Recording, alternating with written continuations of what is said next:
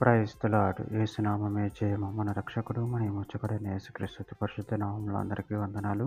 చిన్న ప్రార్థన ద్వారా ఉదయకాల వాక్య ధ్యానం ధ్యానించుకుందాము. పరిశుద్ధుడ మహాగణుడు అనే దేవ యేసయ్య, సర్వాధికారైన మీకే వేలాది వందనములు, కృతజ్ఞత, స్తుతి, స్తోత్రం చెల్లించుకుంటున్నాను దేవ ఉదయకాలం ప్రభు వాక్య భాగం ధ్యానిస్తుండగా వాక్య భాగం మాకు అర్థములు సాయం చేసి మీ కృపలో బలపరిచి మీకు మాదిరిగా మమ్మల్ని నడిపించమని చిన్న ప్రార్థన నామములో అరికి వేడుకుంటున్నాను తండ్రి. ఆమేన్ ఆమేన్.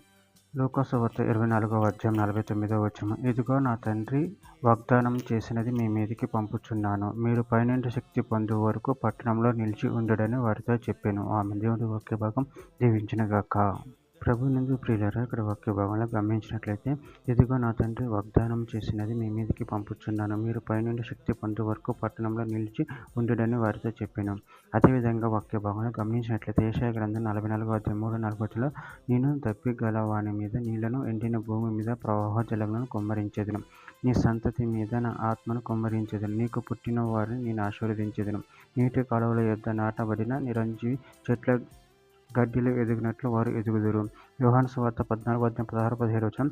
నేను తండ్రిని వేడుకొందును, మీ యొద్ద ఎల్లప్పుడూ ఉన్నట్టుగా ఆయన వేరొక ఆదరణకర్తను అనగా సత్యస్వరూపి యొక్క ఆత్మను మీకు అనుగ్రహించును. లోకం ఆయనను చూడదు, ఆయనను ఎరగదు కనుక ఆయనను పొందనేరదు. మీరు ఆయనను ఎరుగుదురు, ఆయన మీతో కూడా నివసించును, మీలో ఉండును. యోహాను సువార్త 14వ అధ్యాయం 26వ వచనం. ఆదరణకర్త అనగా తండ్రి నా నామమున పంపబోవు పరిశుద్ధాత్మ లేక ఉత్తరవాది సమస్తాన్ని మీకు బోధించి నేను మీతో చెప్పిన సంగతులన్నింటినీ మీకు జ్ఞాపకం చేయును. అపోస్తల కార్యముల గ్రంథం 1వ అధ్యాయం 8వ వచనం. ఆయనను పరిశుద్ధాత్మ మీ మీదకు వచ్చినప్పుడు మీరు శక్తి నొందెదరు గనుక మీరు యెరూషలేములోను యూదయ సామరయ దేశముల ఎంతటను బోధిగంతముల వరకు నాకు సాక్షులై ఉందిరని వారితో చెప్పెను. అపోస్తల కార్యముల గ్రంథం 4వ అధ్యాయం 33వ వచనంలో, ఇదియుగాక అపోస్తలులు బహుబలముగా ప్రభువైన యేసు పునరుద్ధానమును గురించిన సాక్ష్యం ఇచ్చిరి, దైవ కృప అందరి యందు అధికముగా ఉండెను. తిమోతికి రాసిన 2వ పత్రిక 1వ అధ్యాయం 7వ వచనం. దేవుడు మనకు శక్తి, ప్రేమ, ఇంద్రియ నిగ్రహము గల ఆత్మని ఇచ్చెను గాని పిరికితనం గల ఆత్మను ఇయ్యలేదు. చివరిగా ఒక మాట, ఎఫెసీయులకు రాసిన పత్రిక 1వ అధ్యాయం 13వ వచనం. మీరును సత్యవాక్యమును అనగా మీ రక్షణ సువార్తను విని క్రీస్తునందు విశ్వాసం ఉంచి వాగ్దానం చేయబడిన ఆత్మచేత ముద్రింపబడితిరి. ఆమె దేవుని వాక్య భాగం దీవించినగాక. చిన్న ప్రార్థన చేసుకుందాము.